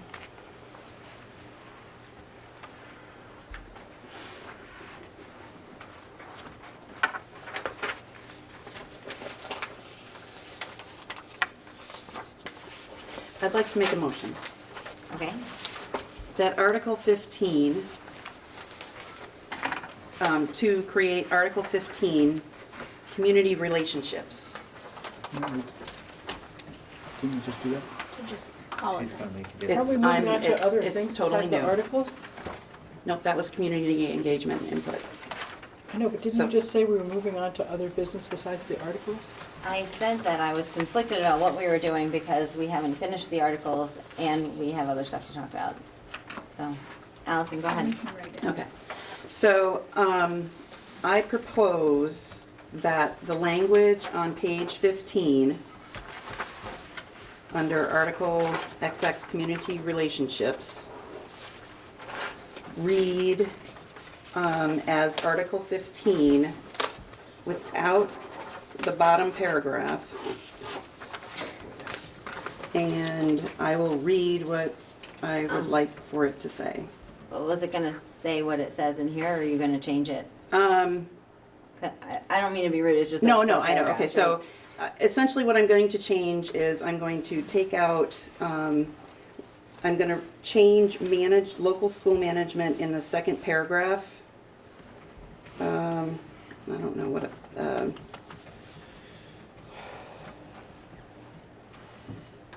What if you just said local schools and remove the word management? okay, I local don't know where- schools. I don't know Yep. where you are. We're on page Second, yep. 15, the language that Allison had submitted about the community relationships. So Allison's making a motion to take the Article XX community relationships and to make that Article 15, and she's making a few wording changes as part of her motion. Yep, go ahead, Allison. So the second paragraph, last line, or on policy and local schools, period. No management. Okay, And then, in addition, on both the second paragraphs, the two in additions, I would like to change those to also. instead of in addition. In to say addition, also. right, because they could be a potential. In addition kind of made it sound like everything needed to be together. And you are striking the fifth final paragraph. I'm sorry, what did you do with the addition? I changed them to also. I'm marking this up. Okay. Mine. And I'll have Allison send it to you. Yeah. Is there a second for the motion? Seconded by Dawn. Allison, I would like to ask you a clarifying question, that in here it has the date of June 30th, 2017. Right, it should be. It should be the June 30, 2018, so that it's in, right? Is that what you're? Because the new district becomes operational. On July So the 1st. intention is it's before it becomes operational. Right, and it could be any time before that. So 2018. Mike? So I think it's a question for you, Jen. I think as I start to read this, I start to have questions about just what Allison means and how would we clarify it so that it says what I would want it to say. And before I launch into that, I want to ask your advice given the time. So, it's a great question, Mike. So at this point, we have a motion on the table, so as long as that motion remains on the table. Wait, hold on, it did get seconded. Mm-hmm. Then we will need to vote on it. So this is the time when there would be discussion about that. If there needed to be discussion prior to the vote, there's always the possibility that people vote no and discuss it further again later. You could move the postpone consideration. If someone wanted. What's to do Herb's that. question? Herb is suggesting that Mike could move to postpone consideration. I could put later. I'm just saying. I'm it's- just telling you all that we have about It's 20 more minutes permissible, Mark. after we stop talking about the articles, and I am hungry. I guess I will move to postpone consideration. I think, Allison, it's an important issue. The question is, whether you're actually offering meaningful participation. And I think, that'll, I think as Mike alluded, that's gonna take a lot of discussion, so that's why I'm moving to postpone consideration of this particular motion till next meeting. Is there a second for Herb's motion to postpone consideration, seconded by Mike? Okay, excellent. So I'm assuming, like an amendment, we're gonna vote on whether or not we want to postpone consideration, and if we don't approve that motion, then we will vote on the original And motion. we'll keep going, yeah. Okay, so all those in favor of postponing consideration to our next meeting, to allow perhaps further time for discussion, please raise your hands. You've got 1, 2, 3, 4, 5, 6 for okay, Sorry. so you're supporting I support postponing. postponing this discussion. Okay, and all those opposed to postponing consideration of the motion? 1, 2. Not voting. Those abstaining? Abstentions? Abstention. Yep. 1, So you 2. gotta pick, Jen. So it seems to me that the will of the committee is to postpone consideration. So I will vote in favor of the motion to postpone consideration. We will discuss this at the next meeting. So I guess I'll have to look up how it works since we have a motion that we've postponed consideration. I guess that motion still will be active at the time when we get there. Shauna, Yeah. good luck figuring out how to put that one in the minutes. Thank you. Okay, so with that being said, I think we will close discussion of the articles for tonight. We have made a lot of progress. We still have more progress to make. I really want to encourage everybody on the board. I know we have a lot going on. It's like the last week of school. Stuff is crazy. If you can please take some time thinking about the articles that are still open. So I believe, hold on, let me just consult my cheat sheet, that includes the standard Article 7 about the real estate and property, as well as any of the proposed additional articles. We will need to find a way to quickly move through those at our next meeting, because we really need to be turning our attention to working on the report. So I just request that you all spend some time reflecting with yourself or chatting with someone else if you happen to be in a place to do that, so that we can come ready to make decisions at the next meeting. Andrew? I'm just curious what time the next meeting is going to start. I believe that the 5:30 start was a one-time agreement by the committee. Although we can talk about that too if we want. Right, can you remind us when the next meeting is? The next meeting, yes, so on page 3 of the agenda, there is the work plan. I have been trying to update it as we have new dates and all of that. So the next meeting is Tuesday, June 7th in Lincoln. As of this moment, all of the meetings are on the ANESU calendar at 6:30, which is our normal start time. This was a special 5:30 start, so this was the only one that has been moved to a 5:30 start. Yes, Can I Mike. get a sense as to whether that's, was that really problematic for people? Would people be interested in doing that again? Well, I was late. Yeah. We don't need you. I about six? can't keep What doing it. 6? 6? Works for me. Karen's gonna kill me if we change the times again, so I'm gonna. 6? 6:30. Hearing, what? You s- Hearing no I'd say complaints? 6:30 would be better too. I'm okay. I can do it. I don't know, you guys, I need input here. Everyone's dead. I don't care. 5:30 works. And I then- don't- I and don't we care. go so late anyway, we might as well get going. Okay, I think I heard some concerns about 5:30. I think 6? Let's compromise, go on 6. If you can't be there at 6, as long as we have a quorum, we'll be able to start. And then if you need to arrive a few minutes late, we'll do that.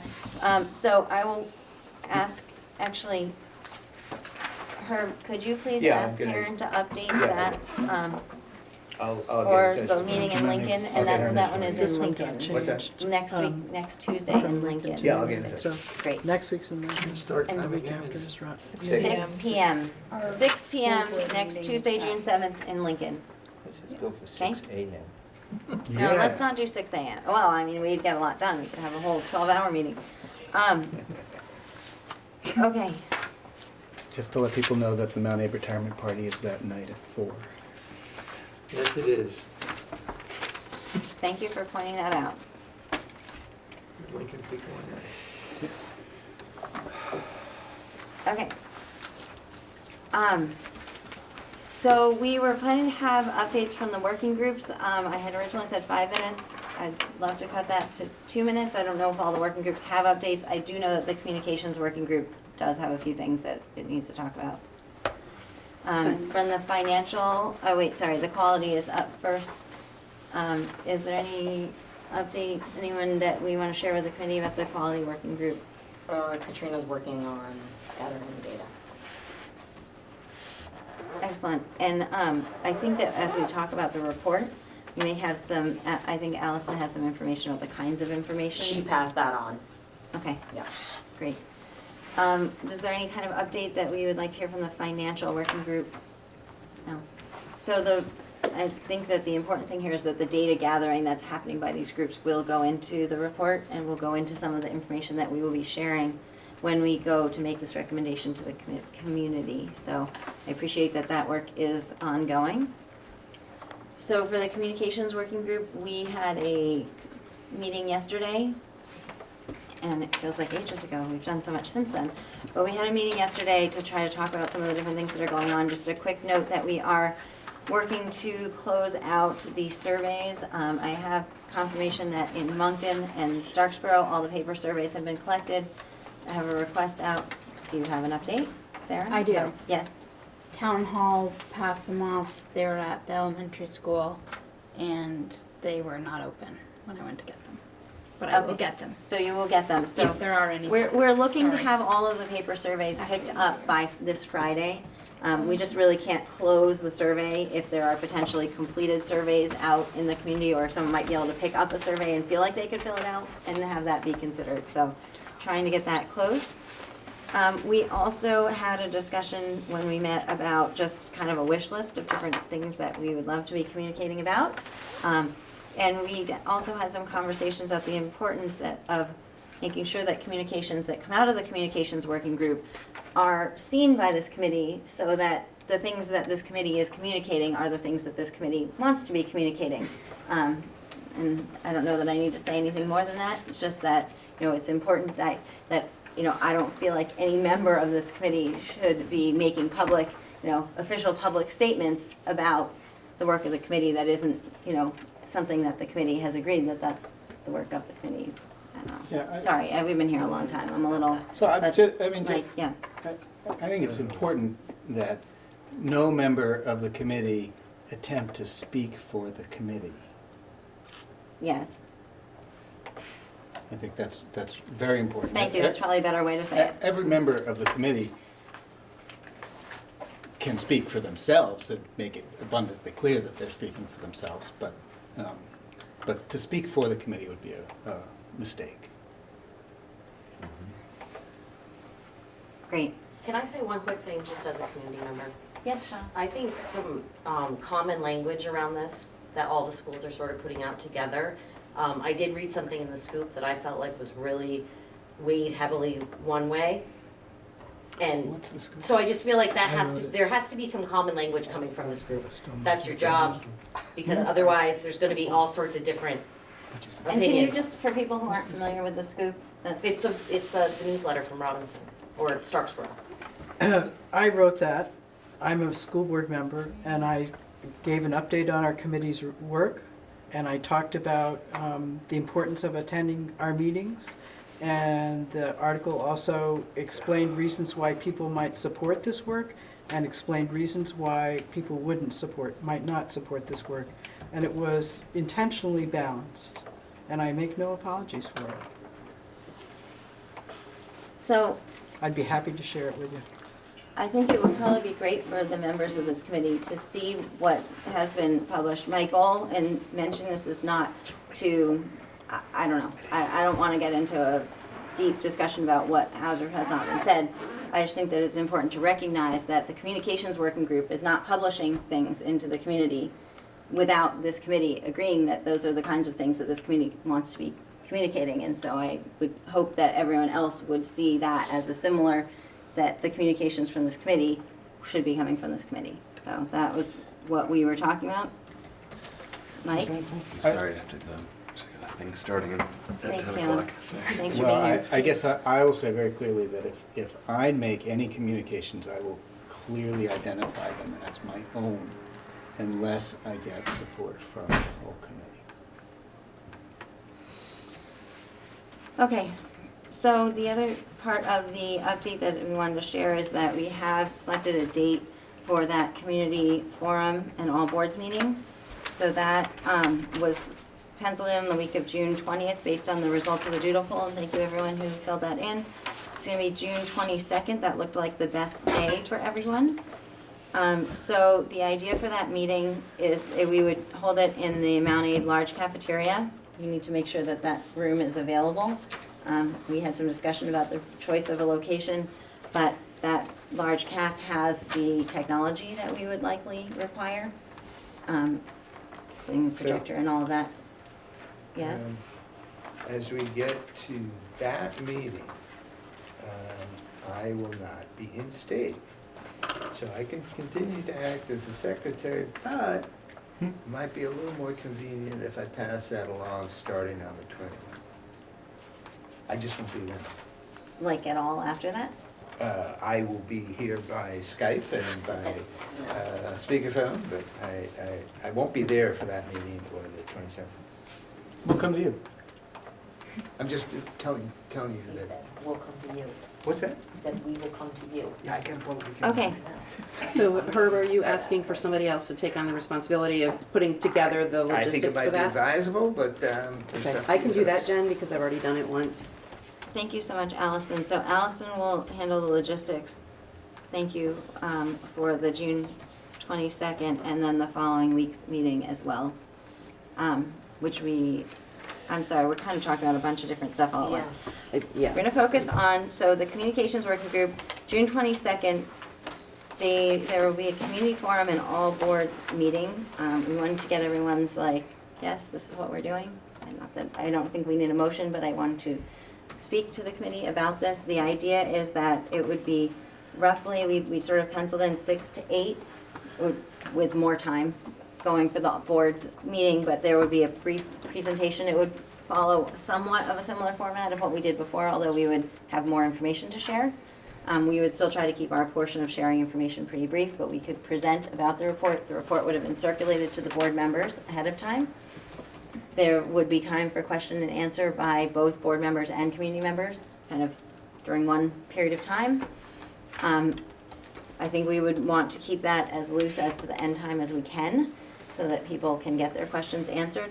And then there would need to be a meeting of the local boards following the end of that community forum, so that they could discuss the report. Andrew, we did have one question, and sorry I didn't send this to you ahead of time, is if we have any of the local boards that do not have a quorum at that night, and you can follow up on this, right? But I know we're required to get input from the local boards, so if we have an issue with a board not having a quorum at that, we would want to know if that's going to impact our review and finalizing of the report. I'll find out. Thank you. I have a question, Jennifer. Yep. When will the committee be reviewing and approving the materials that will be forwarded to the board? The week before? Yep, our timeline is that we're going to finalize the report as a committee the week before. The 14th. Okay, and so Mike had suggested that it would be great to have a neutral facilitator for that session, and so he was doing some research on that. Just someone basically to help, direct the flow of conversation, or call on people. You said it way better than that. Yeah. And then we would like to, not tonight, but at a future meeting, talk about the interest of this committee in having some possible community forums throughout the summer, kind of what we would be doing with those, what the goals would be, what that might look like if that's something we're interested in pursuing. So we can defer that to the future, but the biggest thing is that we wanted to make sure that everyone kind of heard the plan for the June 22nd and had a chance to object, I guess, if anyone had any concerns about it. Nancy? I'm just curious, I just don't, I think we're trying to inform people about what the proposal is. I don't think, if I look at our charge correctly, it's not our role as a committee to advocate. That we charged ourselves to explain or to determine the formation, whether it was advisable or not. And so I think once we make that determination, that's what we've agreed to do, and that's the information that we'll present. Great, thank you. So, all right, and that I make my own updates go longer than I'm supposed to. So the next item on the agenda is item number 6, drafting the report, initial discussions. We've had this on the agenda for a couple of weeks, and we keep not getting to it. I realize we are past 9 o'clock. I do think that it's really important that this committee understand that we have a few more weeks to finalize our articles and to draft a report. So this information, on page 16, my words are even going away here. On page 16, there was an attachment about drafting the report. It talks about some of the required sections and then the suggested report sections. And Allison, I know you've been doing some work on the report. Would you like to say anything about this? Well, the suggested report sections are based on what the other reports that have been approved by the Agency of Education and the State Board of Education and then forwarded to voters of the various entities have approved. So there's a consistent template as to how reports have been put together, and there's actually kind of a general boilerplate set of categories that reports are using to explain the report and how it meets, how the proposed merger unification meets the specific 5 goals of Act 46 that also have to be addressed in the worksheet that's required. So there are 2, 4, 6, there are 7 specific categories in all of, essentially all of the reports. Thank you. Apologize. Go ahead, Allison. There are 7, 2, 4, 6, there are 7 categories that are essentially in almost every single report. And so those are improved student learning opportunities, teacher staffing, non-teacher other staffing, student data collection and reporting, support services, professional development, and technology. And those specifically are used around goals 1 and 2 in terms of equity, quality, and what was the other part? The other one. Oh, improved, meeting the equalities, equal standards, EQSs. Whatever those are. We've been here a long time. Yes, yes, exactly. So those 7 generally fall under those 2 goals. And then for the last 3 goals, the operational efficiencies, the cost to taxpayers, and whatever the 4th one is, there are also some standard things that go in there that are throughout the majority, I would say probably 90% of the reports. And if they're not specifically labeled these titles, they're in there one way or another. Great. Thank you, Allison. I really appreciate the work that you're doing to get this put together and to bring this to the committee. So, Can I just, Yeah. oh, sorry, just very quick. Allison, is there, I know that you're looking at other reports that other districts have put together. Is there one in particular that I might focus on to sort of, that we might be using sort of Sure. as a template, just so I can start thinking about it? I know you sent around a bunch to us at one time. Yeah, a long time ago. Yeah, So, and I appreciated that. But ones that are presented quite nicely, and Andrew, you can probably chime in too, but as I was going through these, Orleans Central is a good one. Orange Southwest is also a good one. Theirs is a little bit different in terms of their organization, but it's all still there. Right. It's 10 schools.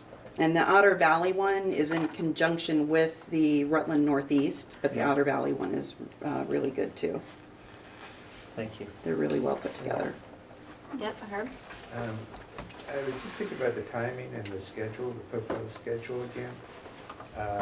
If we're gonna vote on the report on June the 14th, we're gonna need to see it and think about it, I would think before then, and get kind of crunched. I don't know if a draft is available yet that we could look at, or just a little worried that we have adequate opportunity to review it before we vote.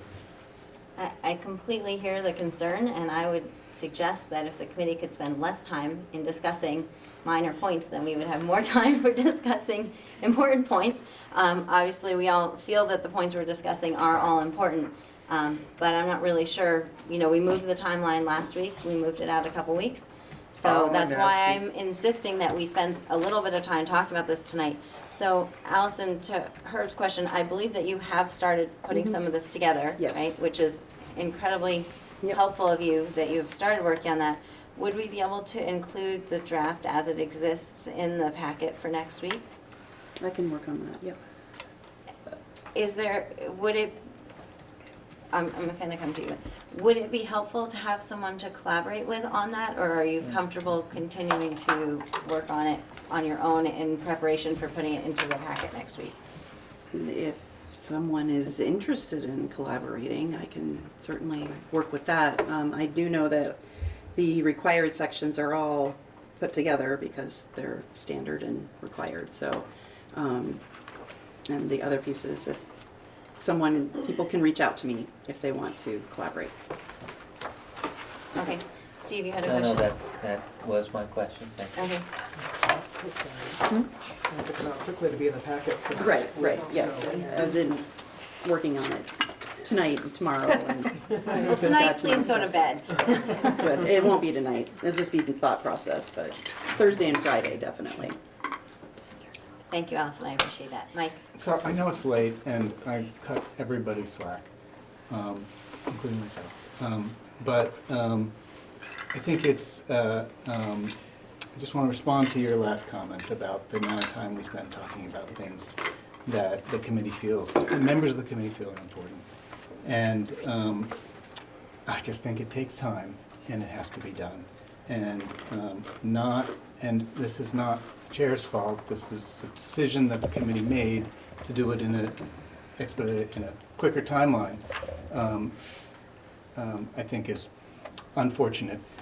Having said that, I just want to let the committee know, I sent a letter to Jen saying that I really hope that we would have time to discuss another topic that hasn't been on our agenda yet, and that is elementary school choice. How much there should be elementary school choice allowed in the new district. And so I'm hopeful that we'll be able to have some conversation about that next week. Great. And I think, thank you for cutting me some slack. It is late. I am tired. But I think that what we need to ensure is that when we bring up our items for discussion, that they are items that the committee wants to discuss, not just that a few members of the committee want to discuss, but that the committee generally is interested in having discussion on that. So that is, I'm not sure exactly how we get there. I think tonight we experimented with doing some different motions in some different ways. So I'm hopeful that at our next meeting that we can determine the things that we as a committee value exploring further, and that we take the time that we need to explore those. I'm perfectly willing to be voted down. I understand the dynamic. I just want to have a moment to make my case about issues and have a vote on it, and it doesn't take a lot of time. So. Great, thank you. Steve, did you have another comment? I think it's a valuable discussion to have. I think having language that we can look at, I mean, is useful. I sent something to Jen. Okay, that's fine. That's all I, yeah. You know, leave it there. So I can add Mike's school choice language in the next packet. We had requested language to be submitted some time ago, but since there seems to be some interest in looking at that, we can put it in. You were very concise, so. It's like 5 words. Okay. So I'm gonna move on. So I think that item 7 is about reviewing the committee work plan and the timeline. We kind of did that a little bit mingled in with the other stuff. Unless there's any comments on that. We talked about the June 22nd date being established. I will have the other dates based on the doodle poll when we send out the next version of the timeline. So that will be in there. Sarah? Really minimal. June 14th was moved to New Haven because it was a school board meeting. It's at 5:30, so would our start time be 6:30? Yes, I think we would Okay. need to have a 6:30 start time on the 14th. Wonderful. Thank you. And thanks for pointing that out. So for anyone who's wondering, we're back in New Haven on the 14th because they have a school board meeting that same day. So Karen, I think, caught that actually, so. Okay, is there any other business before we adjourn? I Okay. move for Steve? adjournment, please. So Steve, motion to adjourn? Second. Seconded by Sarah. All those in favor? Aye. Aye. Any opposed? Okay, any abstentions?